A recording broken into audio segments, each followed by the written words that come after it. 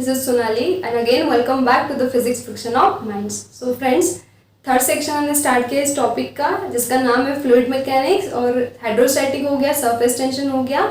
So last lecture में हमने start किया था hydrodynamics means the study of moving fluids, the one which flows, right.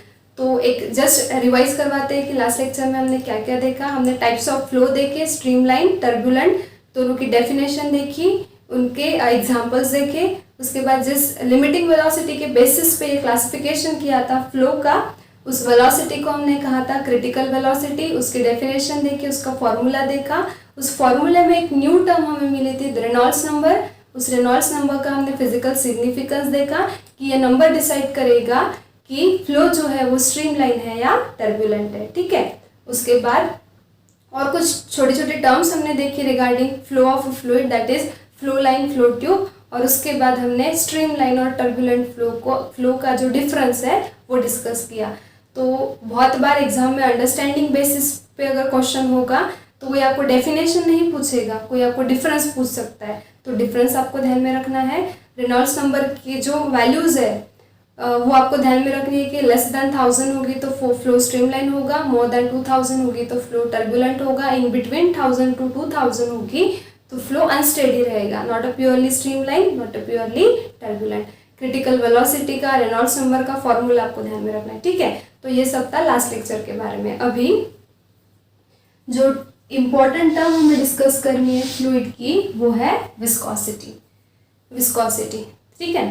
तो अब आप देखो कि डेफिनेशन जो है वो मैंने बोर्ड पे लिख के रखी है, ठीक है ना. ये टाइम सेव करने के लिए मैंने ऑलरेडी डेफिनेशन लिख के रखी, बट हमें क्या करना है डायरेक्टली इस डेफिनेशन को नहीं, इस डेफिनेशन के थ्रू नहीं जाना है. अगर हमें डेफिनेशन को डिस्कस करेंगे, इसका वर्ड वाइज मीनिंग बताएंगे तो इस तरह से फिजिक्स नहीं पढ़ा जाता, राइट. सो पहले क्या करते हैं, हम कोई भी कॉन्सेप्ट जो हम लेते हैं उसको हम हमारे लोकल लैंग्वेज में क्या करते हैं, हमारे लोकल लैंग्वेज में एक्सप्लेन करते हैं, हमारे आसपास का कोई एग्जाम्पल लेके, राइट. और फिर उसी एग्जाम्पल को, उसी एक्टिविटी को हम इस कॉन्सेप्ट से रिलेट करते हैं और तब जाके ये डेफिनेशन हमें अच्छे से क्लियर होके समझ में आती है, राइट. सो यहाँ पे भी ऐसे ही होगा. तो अभी के लिए इस डेफिनेशन को थोड़ा स्किप करो और अब हम देखेंगे कि विस्कोसिटी मतलब क्या. तो आपको याद होगा तो फर्स्ट लेक्चर में मैंने थोड़ा सा विस्कोसिटी के बारे में बताया था. तब मैंने कहा था कि ये प्रॉपर्टी हम इस लेक्चर में डिटेल डिस्कस करेंगे बाद में. So now will discuss viscosity. So सबसे पहले ये चीज़ ध्यान में रखो, viscosity is the important property shown by fluids. So this is the property possessed by fluids. Fluids में लिक्विड भी है, गैसेस भी है, ठीक है. So viscosity is one of the important properties shown by fluids, that is liquids and gases. अब viscosity मतलब क्या, तो देखो viscosity मतलब क्या, इसके लिए सिंपल एग्जांपल्स हम लेंगे. सपोज हमारे पास दो ग्लास है, हमारे पास क्या है, दो ग्लास है इस तरह से. सपोज एक में वाटर है, एक में क्या है, वाटर है, और सेकेंड में क्या है, हनी है, हनी है. अब एक सरफेस लो, ये सपोज ऐसा एक प्लेन सरफेस है. इस सरफेस पे क्या करो, पहले वाटर पोर करो ग्लास में का, ठीक है. तो वाटर क्या होगा, इजीली सरफेस पे स्प्रेड हो जाएगा, ओके. अब आप सेकेंड स्टेप में क्या करो, ये ग्लास लो जिसमें हनी है और इस हनी को इस प्लेन सरफेस पे पोर करो. सबसे पहली चीज तो पूरा के पूरा हनी इस ग्लास में से इस सरफेस पे पोर ही नहीं होगा, कुछ हनी इस ग्लास के वॉल्स को ही स्टिक रहेगा. और सेकेंडली जो भी हनी इस प्लेन सरफेस पे ड्रॉप हुआ है तो अब वो स्प्रेड होने को टाइम लगेगा. ये चीज़ क्लियर है. तो देखो इस पे से हमें क्या प्रेडिक्ट करना है या फिर हमें क्या कंक्लूड करना है. इस लिक्विड को हम कहते हैं थिक. ये थिक है, गाढ़ा जिसे हम कहते हैं हिंदी में, और ये है थीन, ओके. ये इजीली स्प्रेड हो सकता है, ये इजीली स्प्रेड नहीं होता है. मतलब कौन सा लिक्विड ज़्यादा अपोजिशन ऑफर कर रहा है फ्लो होने के लिए, ऑब्वियसली ये लिक्विड जो कि कैसा है, थिक. तो ये जो अपोजिंग प्रॉपर्टी लिक्विड ऑफर कर रहा है टू अपोज इट्स फ्लो, इसी अपोजिंग प्रॉपर्टी को कहा जाता है विस्कोसिटी, ठीक है. तो विस्कोसिटी जो है ये लिक्विड की या फिर फ्लूइड की एक प्रॉपर्टी है by the virtue of which it opposes to flow, it opposes और it offers certain opposing force to flow, that is called as a viscosity. तो जितनी विस्कोसिटी ज़्यादा होगी उतना ऑपोजिशन ज़्यादा होगा, जितना अपोजिशन ज़्यादा होगा उतना लिक्विड कम फ्लो होगा, जितनी विस्कोसिटी कम होगी उतना अपोजिशन कम होगा, जितना अपोजिशन कम होगा उतना लिक्विड इजीली स्प्रेड होगा। ठीक है ना। तो ये था हमारे लोकल लैंग्वेज में विस्कोसिटी मतलब क्या। ठीक है, अब देखो एक चीज आपको पता है, थोड़ा सा रिलेट करने की कोशिश करो। सपोज हमारे पास दो सरफेसेस है, ठीक है, दोनों सरफेस पे हमने क्या किया, एक एक ब्लॉक रखा। मैं यहाँ पे फ्लूइड की नहीं, मैं यहाँ पे सॉलिड की बात कर रही हूँ, इससे हमें विस्कोसिटी को रिलेट करना है। ठीक है, तो देखो सपोज ये स्मूथ सरफेस है, ये क्या है, स्मूथ सरफेस है, और ये क्या है, रफ सरफेस है। दोनों ब्लॉक का जो मास है वो सेम है, दोनों पे जो हमने फोर्स लगाया यहाँ से वो भी सेम है। ठीक है, so we have applied the same force on this block to slide over this surface। अब ये सरफेस स्मूथ है, ये सरफेस रफ है, सेम फोर्स अप्लाई करने के बाद ये ब्लॉक इजीली यहाँ तक रीच हो जाएगा। उतना ही फोर्स यहाँ पे लगाया, बट यहाँ पे ये ब्लॉक, ये सब सरफेस रफ है, रफ सरफेस होने की वजह से ये ब्लॉक उतने ही फोर्स में कहाँ तक पहुंचेगा, सिंपली यहाँ तक पहुंचेगा। ऐसा क्यों हो रहा है, क्यों हो रहा है? आप आंखें बंद करके कहोगे कि या there is a friction, right? So surface is rough and rough surface offers more friction, surface is smooth, it's frictionless. So यहाँ पे फोर्स लगाने के बाद ये इजीली कम टाइम में यहाँ पे स्लाइड हो गया। सरफेस रफ है, फ्रिक्शन ज़्यादा है, उसके वजह से ये यहाँ से सिर्फ यहाँ तक पहुँच के स्टॉप हो गया। ये हमने सॉलिड के लिए डिस्कस किया। ठीक है, मतलब ये इजीली यहाँ तक स्लाइड हुआ क्योंकि सरफेस स्मूथ था, फ्रिक्शन कम था, यहाँ पे फ्रिक्शन ज़्यादा है। सेम चीज़ लिक्विड के लिए अप्लाई करो, सेम चीज़ अगर हम लिक्विड के लिए अप्लाई करें तो हम क्या कह सकते हैं कि जब हमने ग्लास में का लिक्विड, ग्लास में का वाटर इस प्लेन सरफेस पे पोर किया, वो इजीली स्प्रेड हो गया। मतलब यहाँ पे फ्रिक्शन कैसा था, यहाँ पे कम था, और जब हमने सेम प्लेन सरफेस पे हनी पोर किया सो वो बहुत कम स्प्रेड हुआ, बहुत कम स्प्रेड हुआ। मतलब फ्रिक्शन कैसा है, ज़्यादा है। मतलब हम इस चीज़ को इससे और इस चीज़ को इससे रिलेट कर सकते हैं। मतलब क्या, similar thing is happening there here for the solid, as this is moving to a greater extent, this is moving to a less extent because here friction is more as compared to this। so friction क्या कर रहा है, एक opposing force provide कर रहा है, उस opposing force के वजह से इस ब्लॉक का जो मोशन है वो रिटार्ड हो गया था, है ना। अब यहाँ पे भी तो सेम चीज़ हो रही है कि यहाँ पे जब मैंने हनी पोर किया तो वो हनी जो है वो बहुत कम स्प्रेड हुआ। क्यों? क्योंकि यहाँ पे भी कोई तो भी अपोजिंग फोर्स होगा जिसे हम कहते हैं फ्रिक्शनल फोर्स, जिसके वजह से क्या होगा कि ये जो जितना स्प्रेड होना चाहिए उतना नहीं होगा। मतलब ये कैसा है, ये है विस्कस, और इसी प्रॉपर्टी को कहा जाता है viscosity. And that's why viscosity जितनी ज़्यादा होगी फ्रिक्शन उतना ज़्यादा होगा। अब आप बोलो कि यहाँ पे तो दो सरफेस थे, ये भी सॉलिड सरफेस है, ये ब्लॉक भी सॉलिड है, तो इनके बीच में फ्रिक्शन है भाई।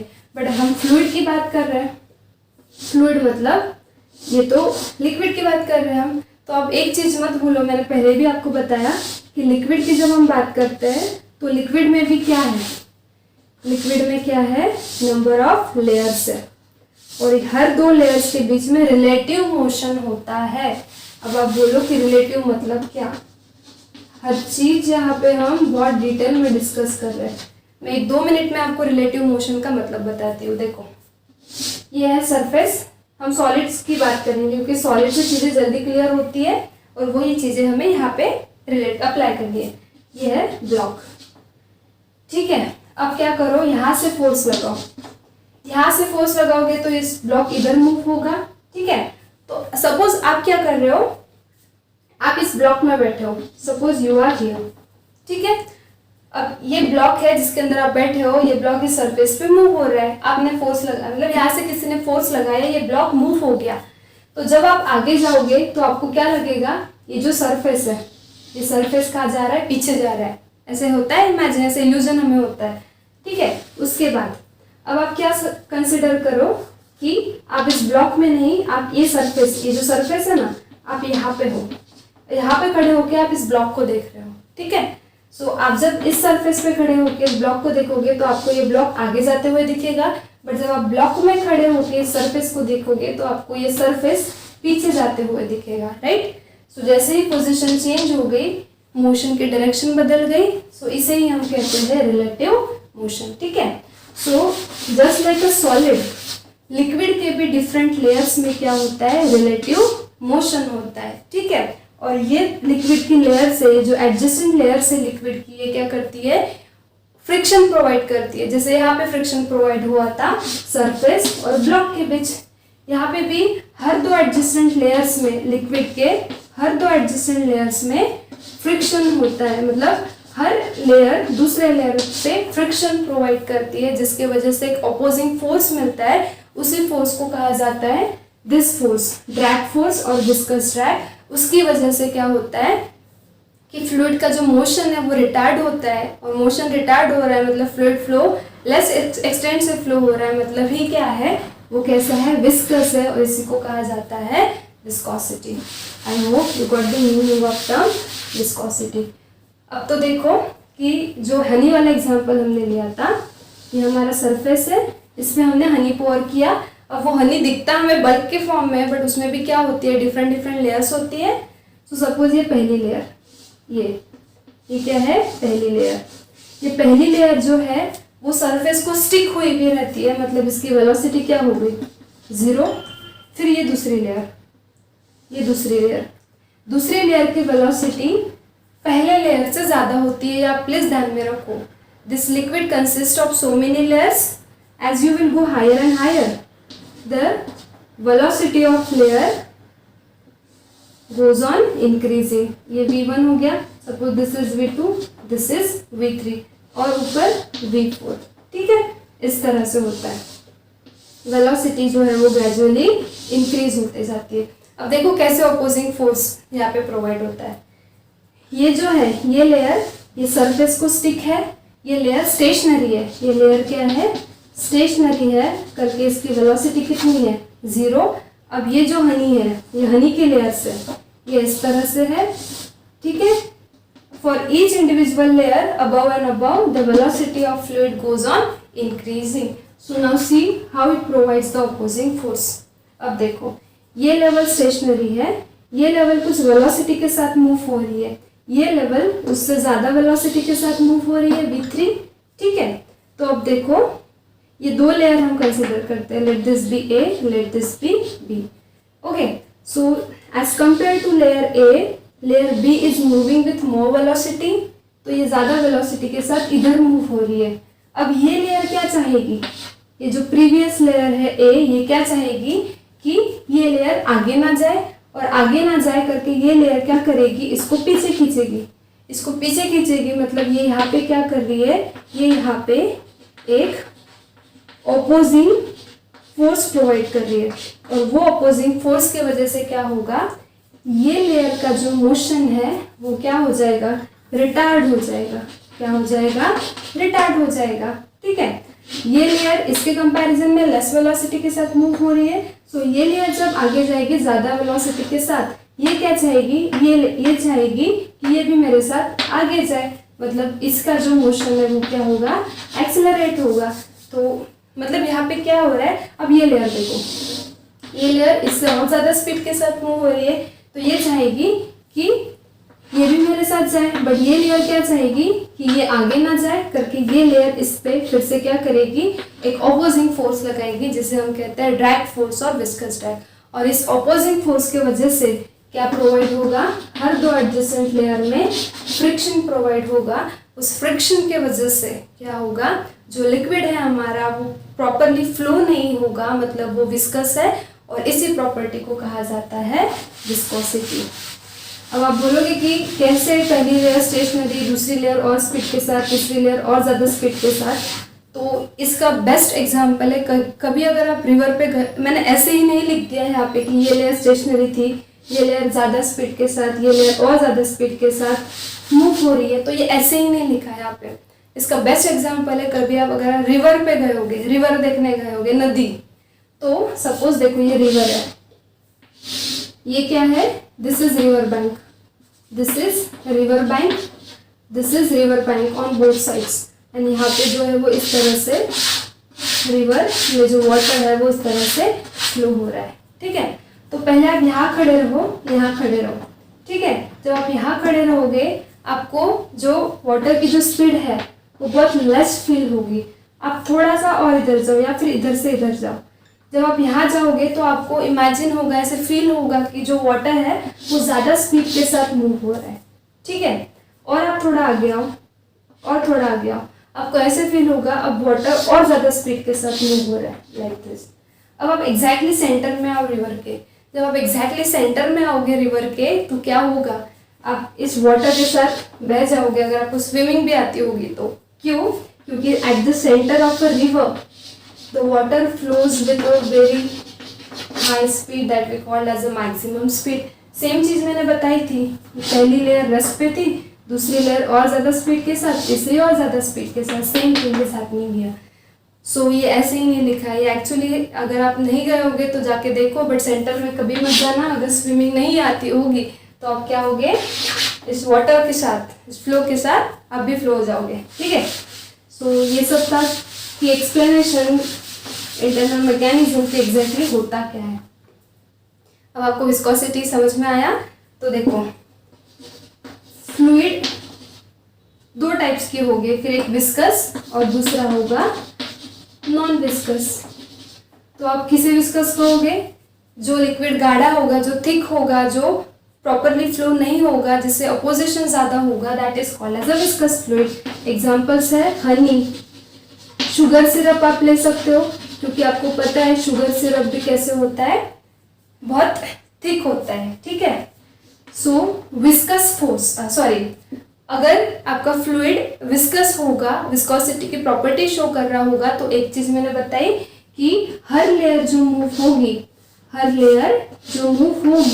वो डिफरेंट वेलोसिटी के साथ मूव होगी। It moves with different velocity. ये इंपॉर्टेंट चीजें आपको ध्यान में रखनी होती है अगर आपको फिजिक्स समझना है तो। अदरवाइज डेफिनेशन तो क्या 2 मिनट में भी कोई एक्सप्लेन कर देगा, है ना। और ये हो गया विस्कस फ्लूइड।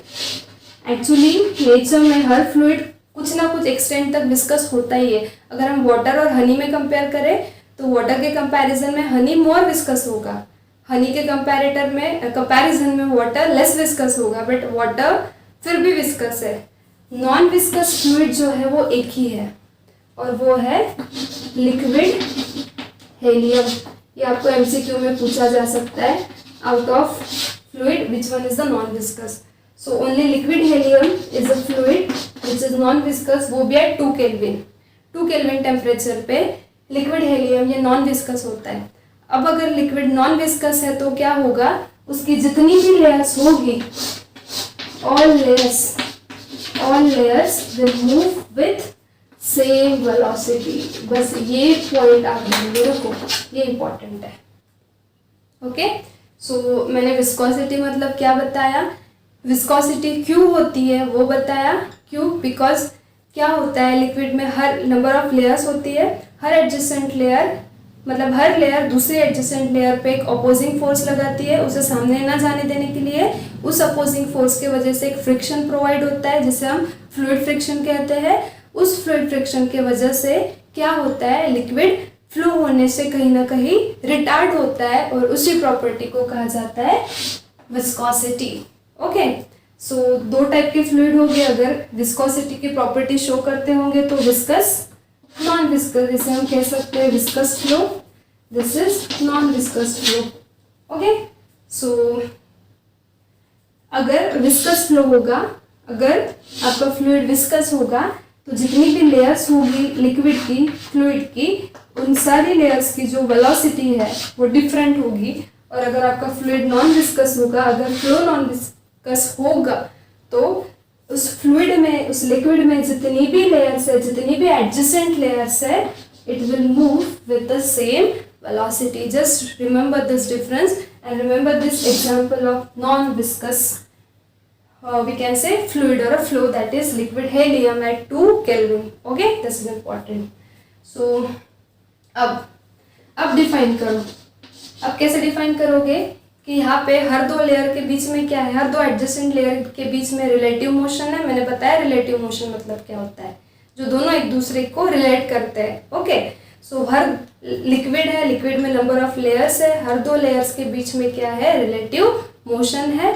सो क्या हो रहा है, विस्कोसिटी एक ऐसी प्रॉपर्टी है फ्लूइड की, bye the virtue of which means जिसके होने से क्या हो रहा है, रिलेटिव मोशन जो है बिटवीन डिफरेंट एडजेसेंट लेयर्स, ये रिलेटिव मोशन एक ऑपोजिंग फोर्स एक्सपीरियंस कर रहा है। उसी ऑपोजिंग फोर्स को हम कहते हैं ड्रैग फोर्स, और जिसे कहा जाता है विस्कस ड्रैग, और इस प्रॉपर्टी को कहा जाता है viscosity.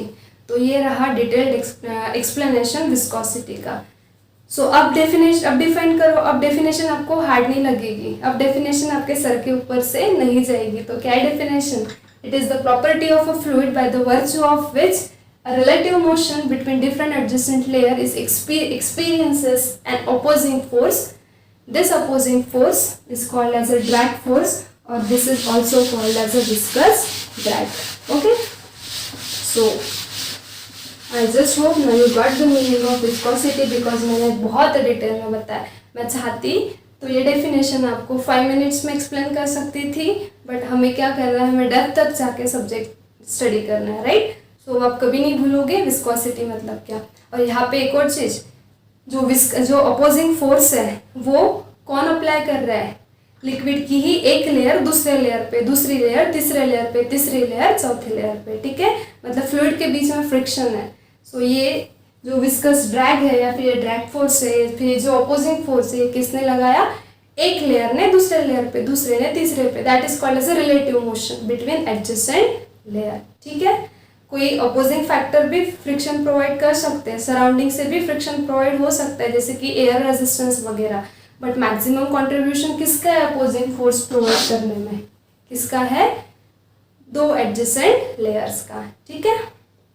So that is about viscosity. So अब ये जो अपोजिंग फोर्स है जिसे हम कहते हैं विस्कस फोर्स, ये विस्कस फोर्स जो है according to the Newton's law, this viscous force is proportional to area of a layer। जो लिक्विड की लेयर है ना आपकी, ये लेयर, उसके एरिया पे डिपेंड करेगा। और दूसरा फैक्टर है वेलोसिटी ग्रेडियंट।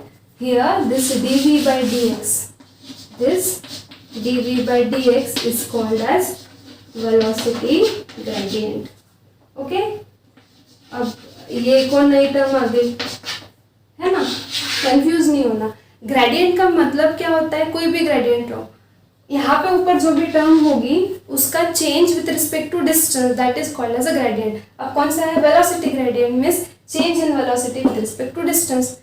अगर मैंने बोल दिया कि मैग्नेटिक फील्ड ग्रेडियंट मतलब क्या होगा, तो ऐसे लिख दो dv by dx, change in magnetic field with respect to distance. Distance के साथ जो फिजिकल क्वांटिटी वैरी हो रही है उसे कहते हैं ग्रेडियंट। वेलोसिटी ग्रेडियंट है मतलब डिस्टेंस के साथ कौन चेंज हो रहा है, वेलोसिटी।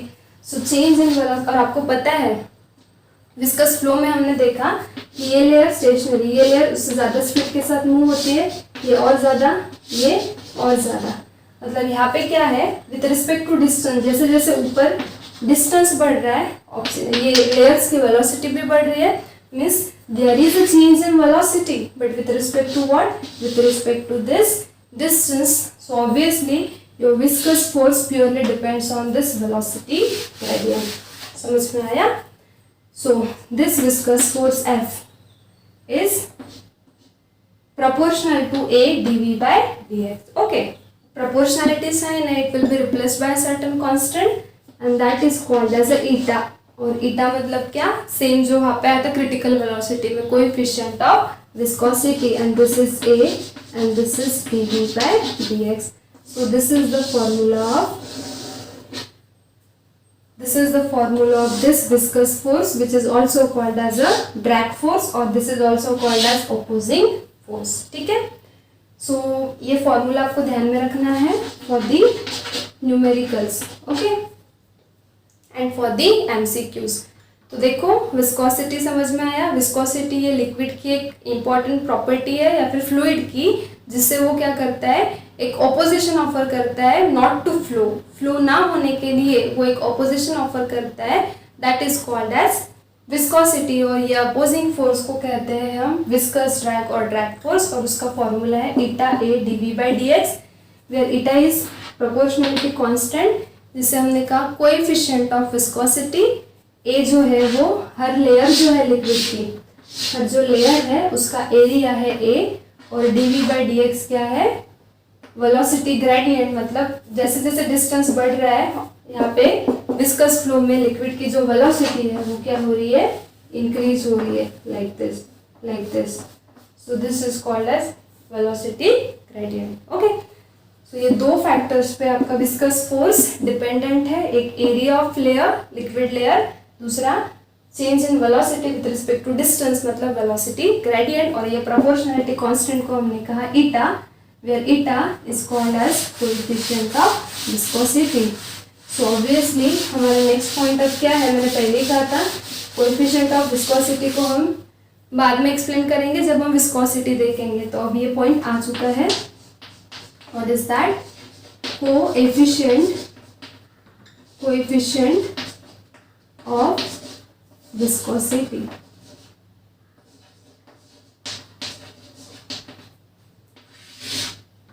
ओके, अब इसमें से ही बताओ कोएफिशिएंट ऑफ विस्कोसिटी कितना होगा, eta equals to F upon A D V by D x.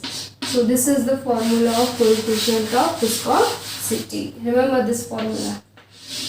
अब कोएफिशिएंट ऑफ विस्कोसिटी ये टर्म क्या करेगी, इसका सिग्निफिकेंस क्या है, क्योंकि हर इसका कोई ना कोई फिजिकल सिग्निफिकेंस होता है। तो देखो फिजिक्स में जब भी ये दो वर्ड आएंगे, ये लैंग्वेज है फिजिक्स की जिसके साथ हमें फैमिलियर होना है, ठीक है। एक है कोएफिशिएंट और दूसरा है मॉड्यूलस। जहाँ पे भी ये दो टर्म आएंगे तो समझ लेना कि वहाँ पे कुछ तो भी मेजरिंग पैरामीटर ये मतलब एक्सप्लेन करेगा। जैसे कोएफिशिएंट ऑफ विस्कोसिटी मतलब ये कितनी विस्कोसिटी है, लिक्विड की विस्कोसिटी कितनी है वो मेजर करके देगा। अगर मैंने कहा मॉड्यूलस ऑफ इलास्टिसिटी, ये वर्ड हमारा गया है, मॉड्यूलस ऑफ रिजिडिटी, ये वर्ड हम देख चुके हैं फिजिक्स में। सो मॉड्यूलस ऑफ इलास्टिसिटी मतलब क्या, कि कोई रिजिड बॉडी कितनी इलास्टिक है ये मेजर करके कौन देगा, मॉड्यूलस। सो ये मेजरिंग पैरामीटर्स होते हैं, कोएफिशिएंट, मॉड्यूलस। सो कहीं पे भी अगर आपको कोएफिशिएंट ऑफ फ्रिक्शन हम बोलते हैं कि फ्रिक्शन कितना होगा, ये कौन बताएगा, उसका कोएफिशिएंट। वैसे ही कोएफिशिएंट ऑफ विस्कोसिटी, कोई फ्लूइड या फिर कोई लिक्विड कितना विस्कस है ये कौन बताएगा, कोएफिशिएंट ऑफ विस्कोसिटी। सो इसकी डेफिनेशन नहीं दी है टेक्स्ट बुक में, बट देखो हम फिजिक्स को हमारे पर्सपेक्टिव के साथ भी डील कर रहे हैं, तो हमारे लैंग्वेज में, हमारे लोकल लैंग्वेज में कैसे डिफाइन करेंगे हम coefficient of viscosity. It is just the और it measures the viscosity of a particular fluid, और द पैरामीटर और the term which measures the viscosity of particular fluid is called as coefficient of viscosity. ठीक है, ये रहा formula, ये आपको ध्यान में रखना है। अब इस पे से हम इसका ऐसा यूनिट लिखेंगे, ऐसा यूनिट क्या होगा बताओ, फॉर्मूला पे से निकालो। F मतलब क्या, न्यूटन, F मतलब न्यूटन फोर्स, A मतलब एरिया, एरिया का यूनिट है मीटर स्क्वायर, dV, V मतलब वेलोसिटी, वेलोसिटी का यूनिट है मीटर पर सेकेंड, और नीचे है डिस्टेंस, डिस्टेंस का यूनिट है मीटर, राइट। सो देखो ये मीटर कैंसिल हो गया, मतलब ऐसा यूनिट क्या हुआ बताओ अभी, ये न्यूटन एज इट इज, ये सेकेंड ऊपर जाएगा और नीचे क्या रहेगा, metre square. So this is a simple ऐसा unit of coefficient of viscosity. ये आपको सीईटी के एग्जाम में या फिर एमसीक्यूज में पूछा जा सकता है, ठीक है ना। अब ये सारी चीज़ें जो है छोटी छोटी, ये हमको बहुत ईजी लगती है, तो हम क्या करते हैं, इसको ओवरलुक करते हैं, सिर्फ बस इस डेप्थ तक जाके स्टडी करनी है कि अगर इसका ऐसा यूनिट आए तो भी आपको आना चाहिए, ठीक है। सो ये रहा ऐसा यूनिट। इसका जो सीजीएस यूनिट होता है, सीजीएस यूनिट वो है पॉइस, ओके। और आपके टेक्स्ट बुक में आपको पूछा है कि find out the relation between SI and CGS unit of coefficient of viscosity, okay. So ये रिलेशन जो है वो आपको डिराइव करना है, अगर आप कर सकते हो तो बहुत अच्छी बात है, बट मैं आपको डायरेक्ट एसआई और सीजीएस का रिलेशन बताऊंगी। 1 न्यूटन सेकेंड पर मीटर स्क्वायर इक्वल्स टू होता है 10 points. So this is the relation between SI and CGS unit of coefficient of viscosity. Dimensions आप निकाल सकते हो, डायमेंशंस निकालो, डायमेंशंस कितने होंगे, यूनिट पता है, यूनिट पे से डायमेंशन निकालो। हर चीज मगअप नहीं करनी है, फिर से मैं बता रही हूँ आपको फॉर्मूला ध्यान में रखना है, फॉर्मूला पे से आप यूनिट निकालो, यूनिट पे से डायमेंशन निकालो। यहाँ पे क्या है, न्यूटन, न्यूटन मतलब फोर्स, फोर्स का dimension M1 L1 T-2, second, second मतलब time, dimension T1 upon metre square, metre square means 2 in length, so this will be L2, right? So बताओ डायमेंशन क्या हो गए, M1 1 in mass as it is, यहाँ पे L2 L1 एक cancel होगा, मतलब यहाँ पे क्या होगा L-1 and -2 + 1, so this will be T-1, right? So this is dimension of coefficient of viscosity, ठीक है? So this is all about coefficient of viscosity. अब एक और चीज हम यहाँ पे हर की पॉइंट डिस्कस कर रहे हैं, सो एक चीज आप ध्यान में रखो, ये जो है coefficient of viscosity, this is temperature dependent term। ये क्या है, this is temperature dependent term, मतलब क्या, for liquid I am talking. जैसे ही ये टेम्परेचर डिपेंडेंट टर्म है, मतलब टेम्परेचर वैरी हुआ तो कोएफिशिएंट ऑफ विस्कोसिटी जो है ईटा, ये भी क्या होगा, वैरी होगा। ये ईटा ग्रीक लेटर है, ठीक है। तो फ्लूइड के लिए जैसे ही टेम्परेचर बढ़ेगा कोएफिशिएंट ऑफ विस्कोसिटी कम होगी, upward arrow increase, downward arrow decrease. और गैस के लिए ये की पॉइंट ध्यान में रखो, तभी फिजिक्स समझ में आएगा, सिर्फ डेफिनेशन और ये रटोगे तो फिजिक्स समझ में नहीं आएगा, ठीक है। गैस के लिए जैसे ही टेम्परेचर बढ़ाओगे कोएफिशिएंट ऑफ विस्कोसिटी भी बढ़ेगी। अब मुझे पहले एक बात बताओ आप कि कोएफिशिएंट ऑफ विस्कोसिटी ये जस्ट मेजर है, ये काय का मेजर है कि लिक्विड कितना विस्कस है। तो एक चीज़ तो क्लियर है ना, जितना कोएफिशिएंट ऑफ विस्कोसिटी ज़्यादा होगा लिक्विड उतना ही ज़्यादा विस्कस होगा। लिक्विड जितना ज़्यादा विस्कस होगा ड्रैग फोर्स या फिर विस्कस ड्रैग उतना ही ज़्यादा होगा। ये चीज़ें क्लियर है। अब देखो लिक्विड के लिए टेम्परेचर अगर आप बढ़ाओगे, so with increase in temperature coefficient of viscosity decrease होता है। मतलब क्या, लिक्विड का टेम्परेचर बढ़ाने से लिक्विड की विस्कोसिटी भी डिक्रीज होती है। जितनी विस्कोसिटी कम होगी लिक्विड उतना इजीली स्प्रेड होगा कोई भी सरफेस पे, है ना। बट गैस के लिए प्रॉपर्टी टोटली डिफरेंट है। गैस के लिए क्या है, जैसे ही टेम्परेचर बढ़ाया कोएफिशिएंट ऑफ विस्कोसिटी बढ़ गई। कोएफिशिएंट ऑफ विस्कोसिटी बढ़ गई मतलब क्या हो गया कि विस्कोसिटी बढ़ गई। विस्कोसिटी बढ़ गई मतलब क्या, अपोजिंग फोर्स बढ़ गया और गैस अब इजीली स्प्रेड नहीं होगा। तो ऐसा क्यों हो रहा है, सोचा है कभी इस पे। लिक्विड के लिए फॉर लिक्विड टेम्परेचर अगर आप बढ़ाओगे तो थर्मल वाइब्रेशन होगा। क्लियर। थर्मल वाइब्रेशन के वजह से दो लिक्विड मॉलिक्यूल के बीच का दो लिक्विड मॉलिक्यूल के बीच क्या होता है, cohesive force of attraction. Cohesive force of attraction क्या होते जाएगा, वीक होते जाएगा, क्योंकि लिक्विड का बहुत बेसिक मतलब थोड़ा कॉन्सेप्चुअल है ये, ठीक है। तो this is quite apart from syllabus but you should know this as we are discussing in a depth. Liquid का टेम्परेचर बढ़ाने से कोएफिशिएंट ऑफ विस्कोसिटी क्यों कम हो रही है, क्यों वो लेस विस्कस हो रहा है, ये देखो। लिक्विड का टेम्परेचर बढ़ाने से क्या होगा, थर्मल वाइब्रेशन होगा, एटम्स वाइब्रेट हो गए, पार्टिकल्स मॉलिक्यूल्स वाइब्रेट हो गए, मतलब उनके बीच का जो कोहेसिव फोर्स ऑफ अट्रैक्शन है वो क्या होगा, कम हो जाएगा। कोहेसिव फोर्स ऑफ अट्रैक्शन जितना कम रहेगा उतना क्या होगा, वो जो लिक्विड है वो इजीली स्प्रेड होगा, मतलब उसकी जो विस्कोसिटी है वो कम हो जाएगी, तभी वो इजीली स्प्रेड होगा, मतलब कोएफिशिएंट डिक्रीज हो गया। पर गैस के लिए प्रॉपर्टी उल्टी क्यों है, ये भी सोचने लायक बात है। तो देखो गैस के लिए क्या होता है, जैसे ही आप गैस का टेम्परेचर बढ़ाओगे, सो गैस का टेम्परेचर बढ़ाने से क्या होता है, गैस के जो मॉलिक्यूल्स होते हैं वो रैंडमली मूव होना स्टार्ट करता है।